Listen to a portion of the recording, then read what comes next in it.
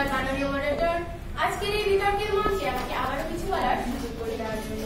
মাননীয় মডারেটর, প্রথমে এসে আমার প্রতিপক্ষের কথায়। তারা বললেন আইন প্রণয়নের ফলে পলিথিনের ব্যবহার 40% কমেছে। তাহলে তারা যখন আইন প্রণয়ন করেছে তখন সেটা কেন 40% কমলো? এটা তো 100% কমার কথা।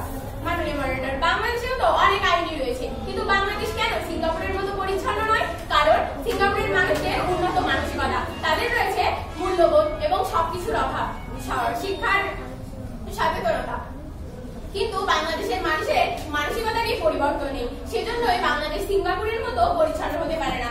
মাননীয় মডারেটর, আমার প্রতিপক্ষের নেতা কিংবদ বলেন একটি হাওর পরিষ্কার করা হয়েছে। একটি হাওর পরিষ্কার করা হলে দেশের সবগুলো হাওর পরিষ্কার করা হয় না।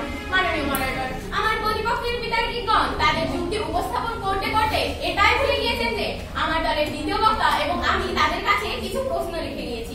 আমরা তার কোনো সদুত্তরই পাইনি। মাননীয় মডারেটর, এমন অবস্থায় আমাদের আর কিছু বলার নেই। তারা নিজেদের যুক্তি উপস্থাপন করছেন, এটা সঠিক, কিন্তু তাদের অবশ্যই এটা উচিত ছিল যে আমাদের প্রশ্নের যথাযথ উত্তর তারা দিয়ে যাবেন। মাননীয় মডারেটর, আমার প্রতিপক্ষের বিতর্কিকগণ আইনের কথা বারবারই বলে যাচ্ছেন, কিন্তু আমরা বলতে যাচ্ছি বাংলাদেশের সেই স্বাধীনতার পরবর্তী সময় থেকেই তো এত আইন রয়েছে। তাহলে কেন কেন কেন বাংলাদেশে এখনো পরিবেশ দূষিত হচ্ছে? বাংলাদেশের পরিবেশটা এখন সিঙ্গাপুরের মতো হওয়া উচিত। মাননীয় মডারেটর, আমার প্রতিপক্ষের বিতর্কিকগণ